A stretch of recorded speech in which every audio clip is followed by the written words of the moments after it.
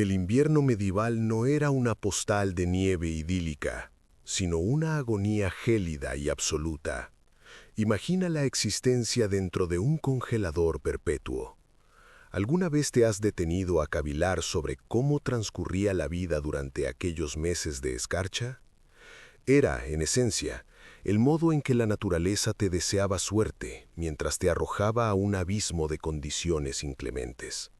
Aunque los relatos de caballería suelen pintar escenas bucólicas de castillos acogedores y chimeneas rugientes, la realidad descarnada para el campesinado se asemejaba más a habitar dentro de la caja de hielo más inhóspita del planeta.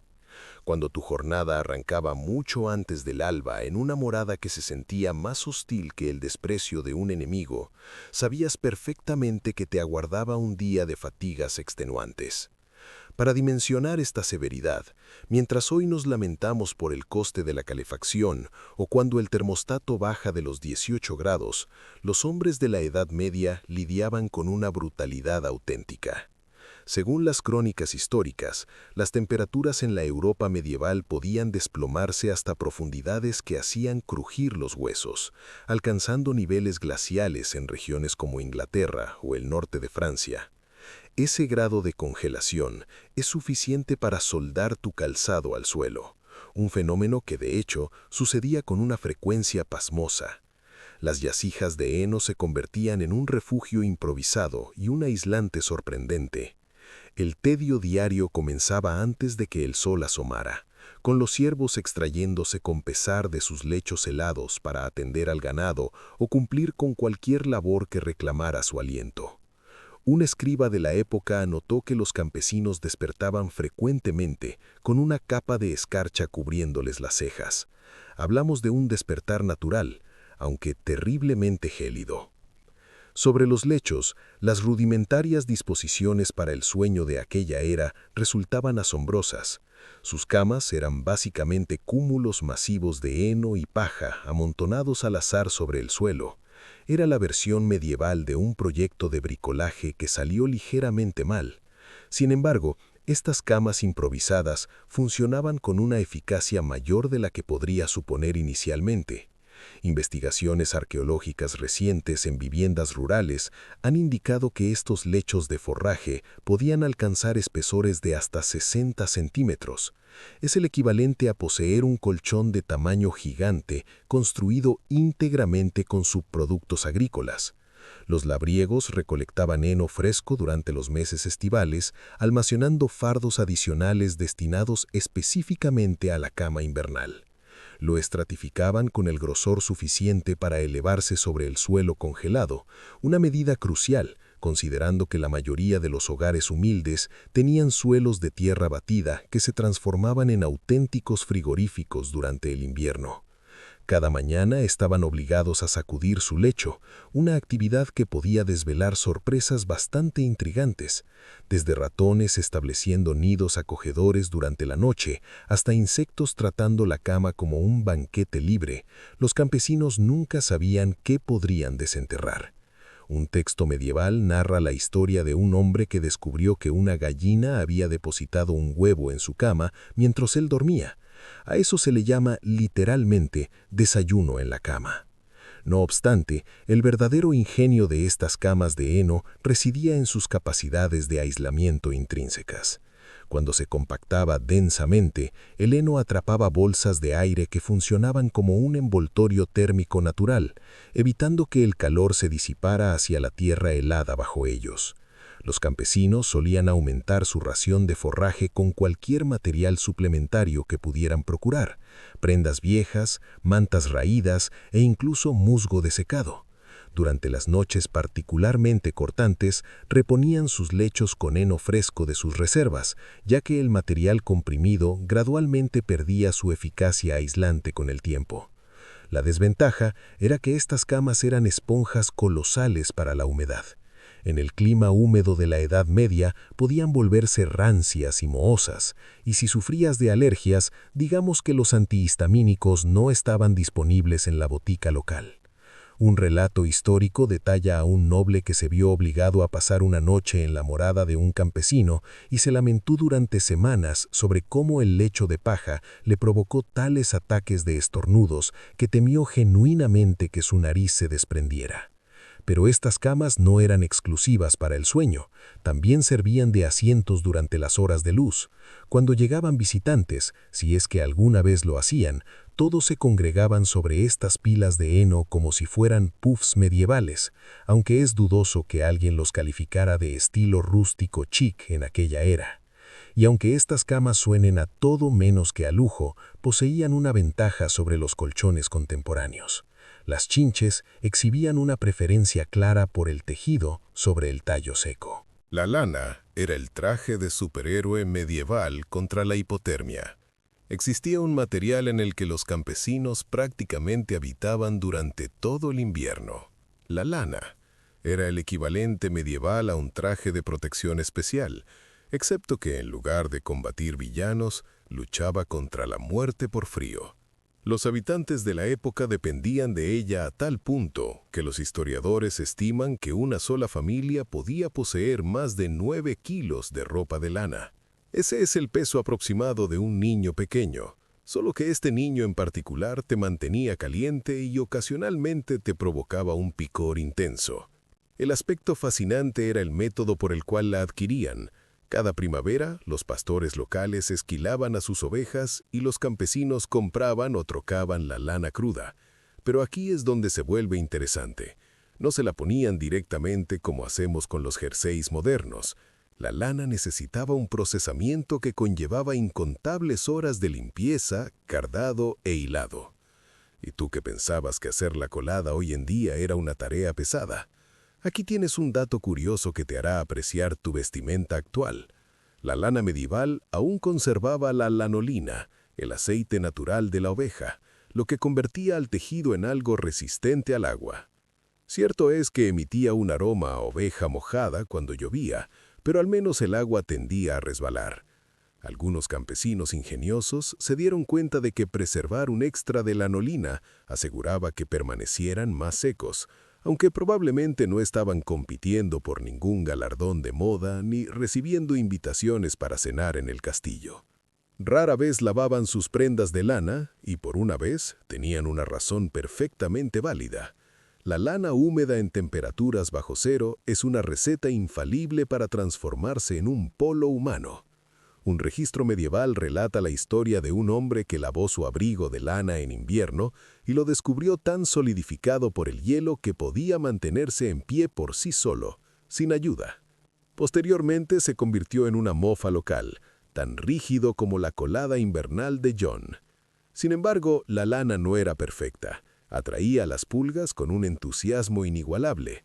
Los campesinos solían colgar su ropa cerca del humo que emanaba de sus hogueras, esperando que el hollín disuadiera a estos minúsculos e inoportunos inquilinos. El lado negativo es que terminaban oliendo como una mezcla de ganado y fogata, el perfume del campesino, por así decirlo. Las propiedades notables de la lana brillaban durante las tormentas más severas, mientras que las pruebas contemporáneas han demostrado que la lana mojada puede mantener el calor incluso saturada, reteniendo aproximadamente el 80% de su capacidad aislante. Ellos no requerían validación científica, vivían esa realidad. Caminaban a través de vendiscas pareciendo montones de heno andantes, envueltos en capa tras capa de material. Pero una sola pieza nunca era suficiente en los brutales inviernos. Estos ingeniosos pobladores idearon una solución que haría estremecer a cualquier experto en moda. Porque en el mundo medieval, el principio estético era sencillo. Si aún podías mover los brazos libremente, es que no te habías puesto suficiente ropa todavía. Dominar el arte de las capas era esencial para sobrevivir al frío extremo. No solo vestían capas, sino que eran maestros en el arte de parecer un armario móvil. Los hallazgos arqueológicos indican que el campesino promedio vestía entre 4 y 7 capas de ropa durante los días más gélidos, lo que probablemente los hacía parecer como si hubieran saqueado cada tendedero de la vecindad. Analicemos este espectáculo sartorial. Primero iba la capa base, una camisa larga de lino que llegaba hasta las rodillas. Sobre esta añadían una túnica de lana, luego otra túnica, ¿por qué limitarse a una sola? Seguida de un jubón, que es solo un término elegante para una chaqueta sin mangas. Si tenían la fortuna de poseerlo, también se echaban encima un manto forrado de piel. Todo el conjunto se ceñía frecuentemente con un cinturón de cuerda, principalmente para evitar que todas esas capas se deslizaran hacia abajo, más que por una declaración de estilo. Los científicos modernos han determinado que múltiples capas finas son más efectivas para atrapar el aire caliente que una sola capa gruesa. Ellos probablemente lo dedujeron mediante el ensayo y el error, mayormente error, y una multitud de dedos de los pies congelados en el camino. El verdadero predicamento surgía cuando la naturaleza llamaba. Con todas esas capas, un viaje rápido a la letrina se transformaba en una empresa épica. Los registros históricos mencionan a individuos que se abstenían de beber agua en invierno únicamente para evitar el calvario de desvestirse y volverse a vestir. Eso es compromiso con la calidez. Los niños enfrentaban circunstancias particularmente difíciles. Sus padres los envolvían en tantas capas que caminaban como pequeños pingüinos ebrios. Un escritor medieval bromeaba diciendo que siempre podías identificar a los niños en invierno.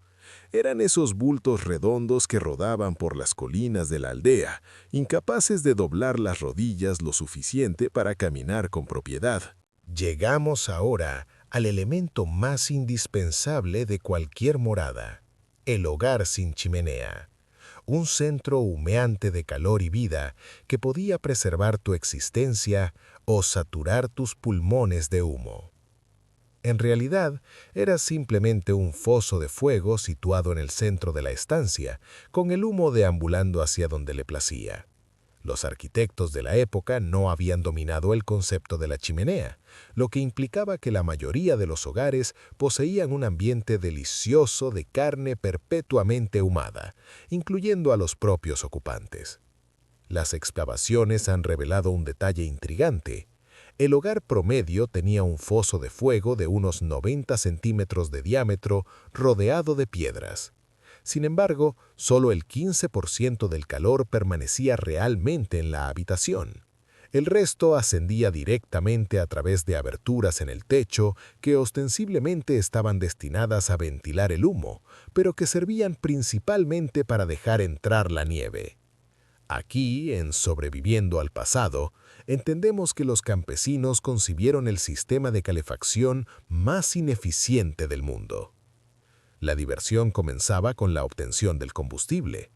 Olvida la leña bien cortada y seca, eso era exclusivo para los pudientes. Los pobres incineraban cualquier material combustible que cayera en sus manos, muebles viejos, herramientas rotas o la valla del vecino que desaparecía misteriosamente de la noche a la mañana. Lo que sucede en el invierno medieval, se queda en el invierno medieval. Registros de una aldea inglesa documentan a un grupo que durante un invierno particularmente severo quemó sistemáticamente un granero abandonado pieza por pieza. El señor local no estuvo muy complacido con aquel episodio. Encender el fuego cada mañana era una auténtica odisea. Intentaban mantener una sola brasa viva durante la noche, oculta entre las cenizas. Perderla significaba una caminata profundamente gélida para pedir fuego al vecino. Una anécdota cuenta que un hombre tuvo que transportar una brasa caliente en un nabo vaciado al carecer de otro recipiente. Corrió con tal prisa para que no se apagara que los lugareños pensaron que lo perseguían los demonios. El humo era tanto una bendición como una maldición. Indudablemente provocaba ojos llorosos y acortaba la esperanza de vida, pero también repelía insectos y preservaba las vigas del techo.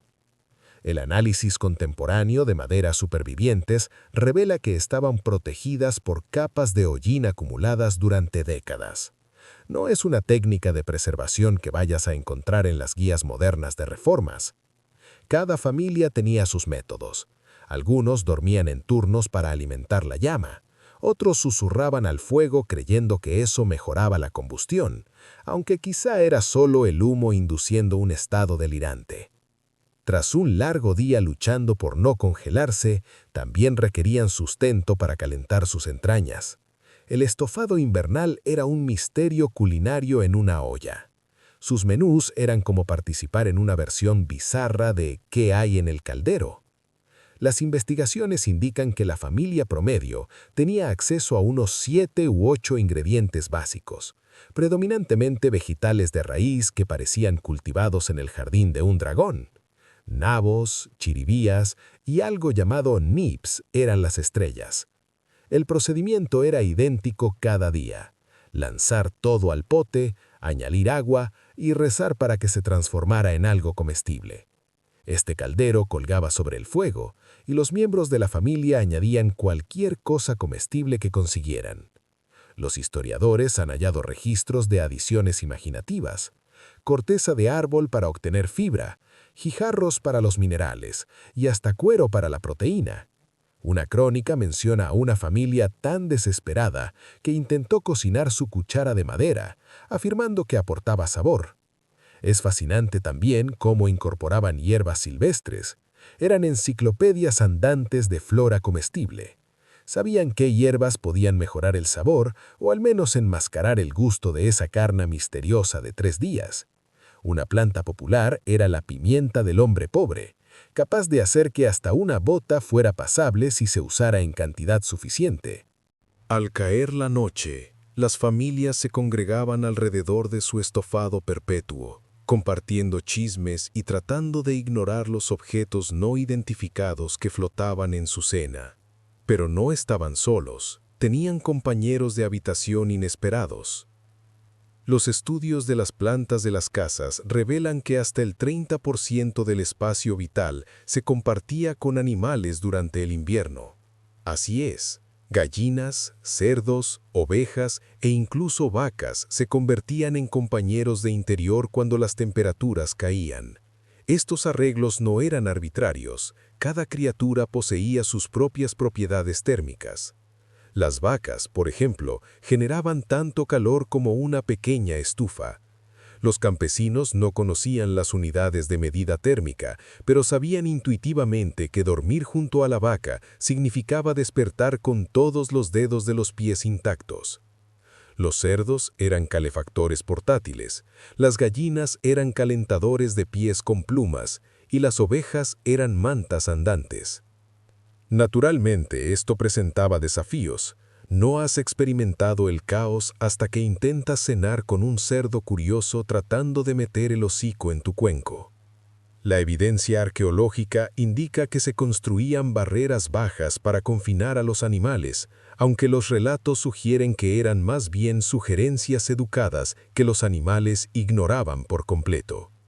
La sinfonía nocturna era digna de mención. Entre mugidos, ronquidos porcinos y anuncios de medianoche de las gallinas, probablemente inventaron el arte de dormir a través de la cacofonía por pura necesidad. Un mercader viajero describió alojarse en una choza y estar convencido de que el gallo tenía una vendetta personal con él, pues cantaba en su oreja cada vez que empezaba a cabecear. Sin embargo, estos animales servían para más que dar calor. Eran un sistema de alarma contra ladrones e incluso su respiración ayudaba a mantener la humedad, lo que hacía que la habitación se sintiera más cálida. Algunos incluso tenían ordenanzas de vivienda para sus animales, las gallinas cerca de las ventanas para captar la primera luz y los animales grandes cerca de la pared de piedra para que su calor corporal rebotara. Era como una asociación de vecinos medieval, solo que con mucho más estiércol. Ingeniosos como eran estos arreglos, aún necesitaban protegerse de la intemperie cuando se aventuraban fuera. ¿Su solución? Transformar sus viviendas en fortalezas subterráneas. Emplearon técnicas de construcción creativas. Tomaban su casa típica, la dividían por la mitad y enterraban la parte inferior bajo tierra. Este diseño proporcionaba aislamiento extra, manteniendo a raya el frío mientras se acurrucaban dentro. Casi el 40% de los hogares en el norte de Europa estaban parcialmente sumergidos. No eran precisamente apartamentos de lujo, pero eran astutos. La temperatura del suelo permanece estable a unos 12 grados una vez que desciendes unos metros. Ellos lo llamaban sentido común. Excavaban 1 metro, construían los muros desde ahí y lograban una morada más cálida en invierno y fresca en verano. Era como tener aire acondicionado medieval, sin el aire y sin el acondicionado. Los materiales eran lo que hubiera a mano: paja, barro, piedras, madera. Algunos incluso saqueaban piedras de antiguas ruinas romanas, resultando en casas que eran parte tugurio medieval, parte imperio antiguo. Las puertas eran otra característica cautivadora. Solían tener una sola que miraba en dirección opuesta al viento predominante.